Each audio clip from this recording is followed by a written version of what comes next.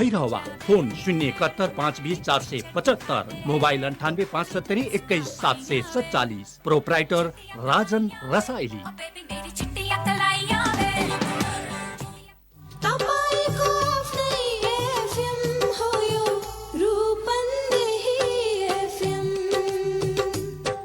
एक 102 मेगाहर्ज तपाईको आफ्नै एफएम।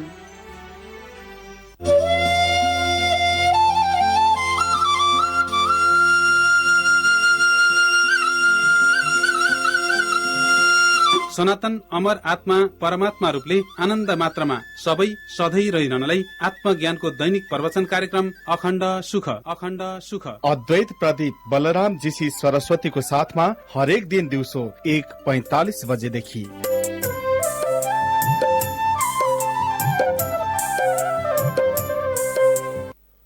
नमस्कार। भक्ति बारेमा हामी सबैलाई, संसारका हामी सबैलाई थाहा छ। अर्थात् भक्ति भन्ने शब्द हामीले सुनेका छौँ। किनभने भक्ति भन्ने शब्द ज्यादै प्रचारमा आएको हुन्छ। त्यसकारणले त्यस रूपले हामीले भक्ति सन्दर्भमा हामीहरूको ज्यादा चासो छ, ज्यादा आवश्यकको विषय छ। आवश्यकको विषय किन छ भने भक्तिबाट नै मुक्ति मिल्छ। मुक्ति प्राप्तिको लागि भक्ति चाहिन्छ। भक्तिबाट नै मुक्ति प्राप्त हुन्छ। त्यस उसले पनि हरेक दृष्टिकोणले भक्तिको बारेमा हामीले राम्ररी जान्नुपर्ने हुन्छ। भक्ति केलाई भनिन्छ? भक्ति जो शब्द छ यो भक्ति केलाई भनिन्छ भन्ने सन्दर्भमा चित्तलाई शान्त राखिकन, जो चित्त छ हाम्रो, त्यो चित्तलाई शान्त रूपमा राखिकन चैतन्य अथवा थाहा जो शब्द छ, चैतन्य थाहा, जो हामीहरूको यथार्थ स्वरूप, चैतन्य जो थाहा हो त्यो हामीहरूको आफूको यथार्थ स्वरूप हो। त्यही स्वरूपलाई याद गरिरहनु हो भक्ति। अर्थात् आफ्नो यथार्थ स्वरूपलाई याद गरिरहनु हो भक्तिको अर्थ। हामीहरूको अर्थात् हामी आफूको वास्तव स्वरूप हो चैतन्य। यसलाई थाहा रूपले हामीले झन् राम्रोसँग बुझ्न सक्छौँ। चेतन, चैतन्य, थाहा, संसारका हामी सबैको यो हामीहरूको निजी वास्तव स्वरूप, निजी यथार्थ स्वरूप, त्यही स्वरूपलाई याद गरिरहनु हो भक्ति। हामीहरूको जो चैतन्य स्वरूप छ, जो चैतन्य हामी भन्छौँ, त्यो चैतन्य नै परमात्माको नाम हो। चैतन्यलाई नै परमात्मा भनिन्छ। अब यो जो वर्णन छ, यो जो व्याख्या छ, यो जो परिभाषा छ, यो संसारको सर्वश्रेष्ठ ज्ञानशास्त्र उपनिषद शास्त्र, जसमा 118 छन् उपनिषद शास्त्र, उपनिषदहरू 118 भन्दा पनि बढी छ। यी सबैको जो भनाइ छ भक्ति बारेमा, यही भनाइ छ।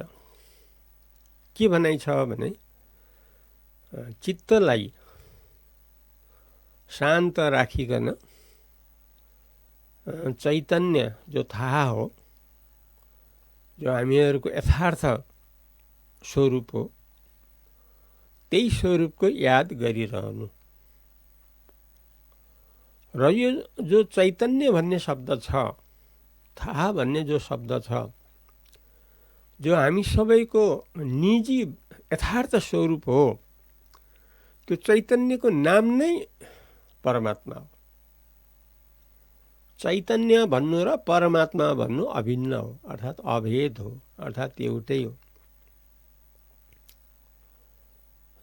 यसरी आफ्नो स्वरूपको, आफ्नो वास्तव स्वरूपको याद गरिरहनु हो परमात्माको भक्ति, अर्थात् चैतन्यको भक्ति, परमात्माको भक्ति, थाहा स्वरूपको भक्ति, हामीहरूको यथार्थ स्वरूपको भक्ति।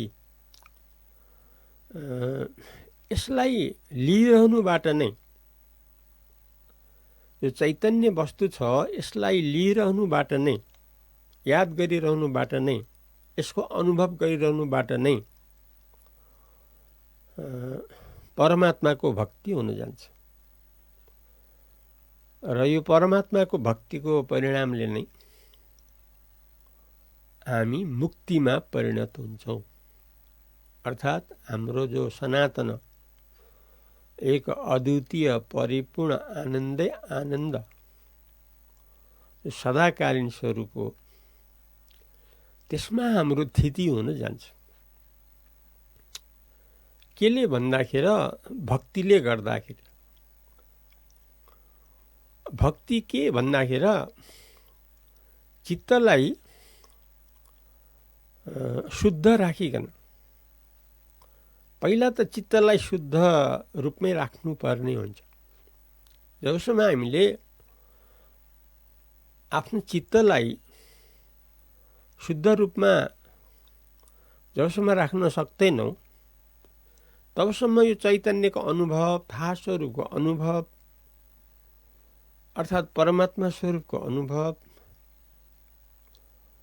अथवा चैतन्य र परमात्मालाई एउटै जानेर जो परमात्माको भक्ति हो, त्यो भक्ति हुन सक्दैन। भक्ति हुन नसकेपछि हाम्रो मुक्ति हुन सक्दैन, हामीहरूको परमात्मामा परिणति हुन सक्दैन। कसरी सक्दैन भन्ने सन्दर्भमा हाम्रो चित्त शान्त नराख्दासम्म, त्यसैले भक्ति गर्नको लागि पहिले हाम्रो चित्तलाई शान्त रूपमा राख्नै पर्ने हुन्छ। किनभने जहाँसम्म शान्त रूपमा राख्न सक्दैनौँ तबसम्म हामी भक्तितर्फ लाग्न सक्दैनौँ। हाम्रो जो यथार्थ स्वरूप चैतन्य हो, जो थाहा हो, जो हामी सबैको हृदयमा रहिराखेको छ, त्यसको अनुभव हुन सक्दैन। यसको अनुभव हुन नसकेपछि हामी अगाडि बढ्न सक्दैनौँ, मुक्तितर्फ हामी अगाडि बढ्न सक्दैनौँ।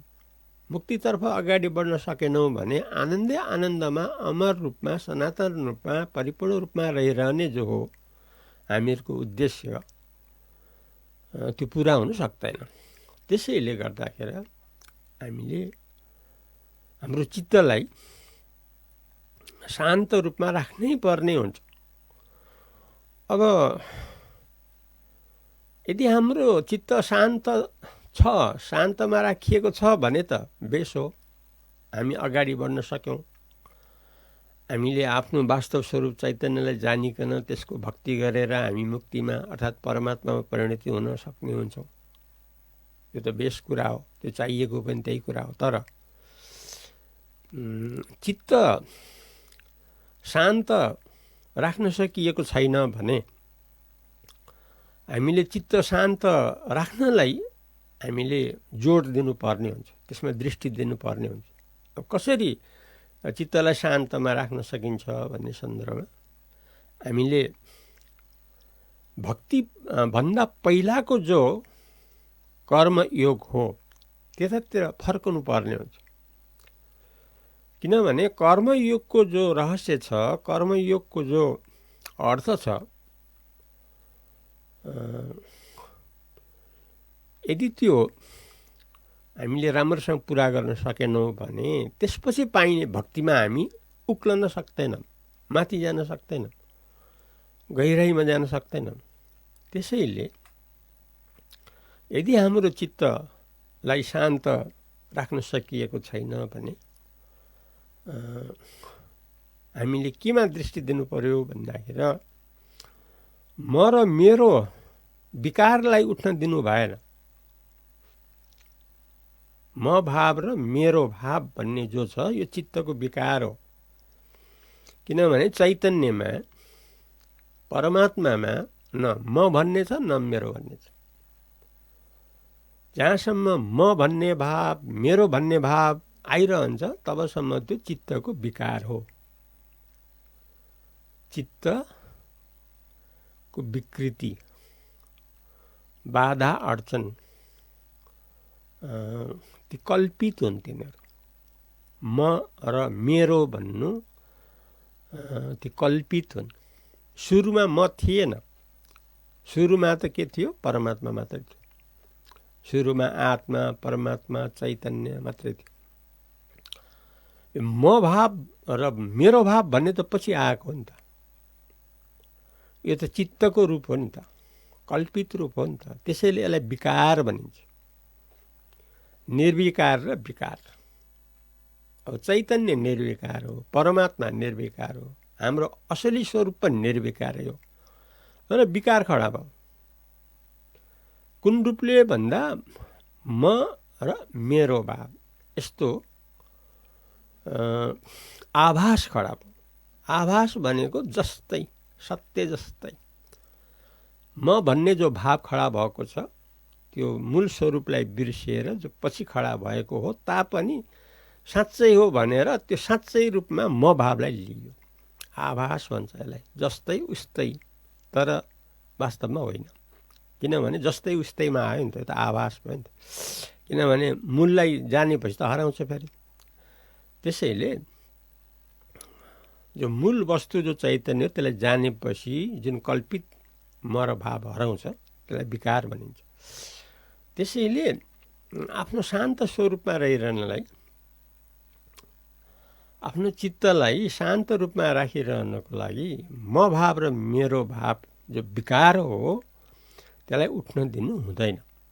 कसरी उठ्न नदिने भन्दा म भाव र मेरो भाव भन्दा पनि जो पहिलादेखि सनातन रूपले रहँदै आएको जो चैतन्य वस्तु हो त्यसमा हामीले याद गरेपछि, त्यसलाई हामीले लिएपछि, मूल स्वरूपलाई लिएपछि कल्पित भाव, छाया भाव, मिथ्या भाव, आउने जाने भाव त्यो स्वतः निष्क्रिय भइहाल्छ, निस्तेज भइहाल्छ, तेज रहित हुन्छ, आभास रहित हुन जान्छ। जस्तै उस्तै भन्ने भाव रहँदैन। किनभने मूल स्वरूपलाई हामीले लियो नि त। मूल स्वरूपलाई लिएपछि के हुन्छ भने हाम्रो शान्त स्थिति बनिरहन्छ। र हाम्रो चित्त अरू प्रकारले पनि यदि शान्त रूपमा राख्न सकिएको छैन भने, जस्तो कर्ता भाव आयो, फलको इच्छा भाव आयो, यसले पनि शान्त रूपमा रहिरहनलाई बिगारिदिन्छ, रहन दिँदैन, शान्त रूपमा रहन दिँदैन। कर्ता भाव भनेको म मुख्य मान्छे हो, मैले नगरी हुन्न, मैले चोरेर ढाँटेर छलेर के गरेर हुन्छ पनि मैले चाहिँ आफ्नो जीविका चलाउनु पर्ने हुन्छ। मसँग धेरै छन्, धेरै हेर्नु पर्ने छ। त्यसैले अब यो सब गर्नको लागि जसरी हुन्छ, जुन प्रकारले हुन्छ, मैले चाहिँ नि, किनभने मदेखि बाहेक अर्को कोही छैन, सब गर्ने मै हो।